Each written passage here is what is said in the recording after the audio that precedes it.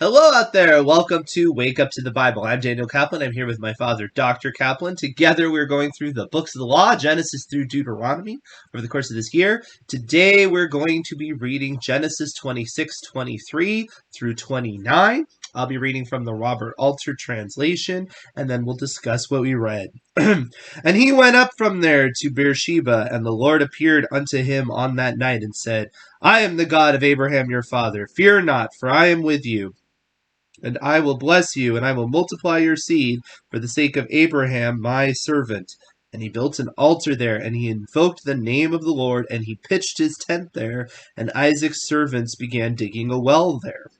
And Abimelech came to him from Gerar with Huzath, his counselor, and Phicol, captain of his troops. And Isaac said to him, Why have you come to me when you have been hostile toward me, and have sent me away from you? And they said, We have clearly seen that the Lord is with you, and we thought, Let there be an oath between our two sides, between you and us, and let us seal a pact with you, that you will do no harm to us, just as we have not touched you, and just as we have done toward you only good, sending you away in peace. Be you hence blessed of the Lord. All right. So, another short little segment here. We get an update on this rising tension between him and his surrounding areas. And again, we have a repeat of this promise, right? This is like, what, the fifth time this has been done? Because he did it with Abraham 3 and then Isaac twice. I'm curious if he does it again with Isaac and we get to 6. Just interesting. You just have this constant repetition of this multiplication.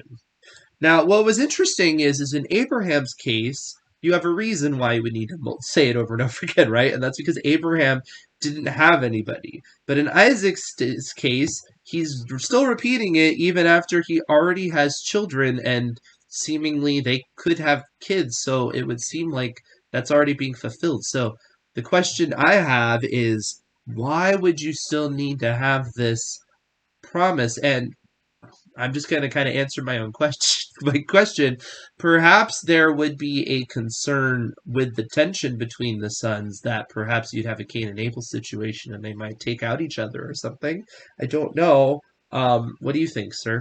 That might be maybe a little bit too much postulation, but He only had the two, true. and other people were having Yeah, more. that's true. And also, Especially with multiple wives, you could have hundreds in that culture, I'm and sure. also, he was having all kinds of trouble with the locals, and so the reality that someday he would be controlling the land Yeah. and filling it up with his descendants still probably seemed uh, difficult to believe, perhaps. Hmm.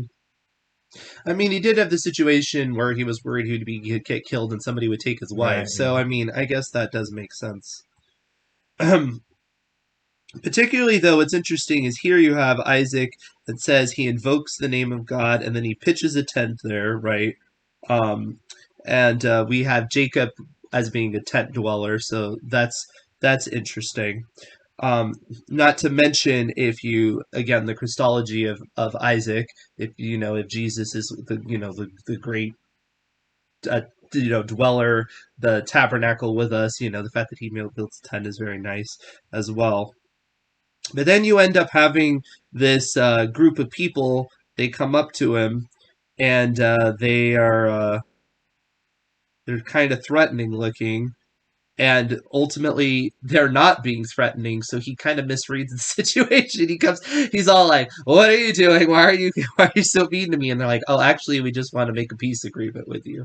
So Isaac seems very. This is the second time that Isaac has been maybe overly suspicious of the people around him, not correctly, which is kind of interesting. Um, he Well, doesn't seem to be a very good judge of character between that and this and Esau over Jacob, perhaps. well, it does show. It seems God is influencing the situation to give some relief to Isaac. Now, Mm-hmm. now these people are recognizing that there's something positive about Isaac, and so they're wanting to be friends. To benefit from the relationship. Yeah. And this does speak to the fact that sometimes why God does bless certain situations, right? Even situations that are less than ideal. Sometimes it's just to show others that these people are more with it, as it were. These are the biblically minded people. Maybe start modeling themselves after that. Because about the only thing I think they could think of when they said, clearly the Lord is with you, is just the fact that he had with maybe less sons because he only had the two and not a lot of wives, that so his wealth in many ways shouldn't have been as competitive. He was quite competitive, it would seem like, to the point where they're concerned about it. And it seems like their concern has to be supernatural because, I mean, although it says he has other people in his enclave, right? But it would seem like their group would be bigger than him. So it doesn't seem like a numbers thing. It seems like they really are worried about the supernatural influence that God could have if there was some sort of scuffle between them, right? It doesn't seem like it's a military. It doesn't seem like Pharaoh in Egypt, like there's too many of them. What do you think? Yeah, no, right. Just he's doing really well, uh, and in a land that's I think the area that he's in is somewhat marginal. It's not the most fruitful part of that region, and yet he's doing very well. Right, and the type of ground that was mentioned before gives a sense of like these kind of secretive underground wells that he's able to dig up. So it's like he has the Midas touch, right? He's Right. like Yeah. he's finding all these springs of water that Right. people don't think should be there, and it's like, wow, you're Right. clearly doing something right. Right. What's interesting though is when they talk to him, they say, "We haven't touched you," which seems to be true. But on the other hand, we just got the account where they were messing Right. with his wells, so maybe they Yeah. weren't physically touching him, but on the Right. other hand, Right. they were sabotaging Right. him, Yeah. which is a typical thing that happens when you're negotiating with people, Right. Yeah. right? Right. But on the other hand, you don't see Isaac calling them out on that. He's like, well, you guys, like, Well, you mentioned it earlier. what, Isaac? You've driven me away, and so on. He confronts them about it in the initial discussion. Yeah. Like Well, he says you've been hostile towards me and sent right, me send away. me Yeah, I away. guess that's true. So you don't know exactly specifically what the hostileness is, but they're like, well, we haven't touched you. Right. It's Yeah. like, Right. sure, but you've cut off my like Right. resource of Right. preservation. Right. So just a tad hostile. Right. Yeah. But ultimately, just like his father, he's very diplomatic. He just basically says, "All right, sounds good," and we're gonna get that in just a minute. But Okay. any other thoughts about this passage? No, they're going to complete the account in next tomorrow. Yep, we will.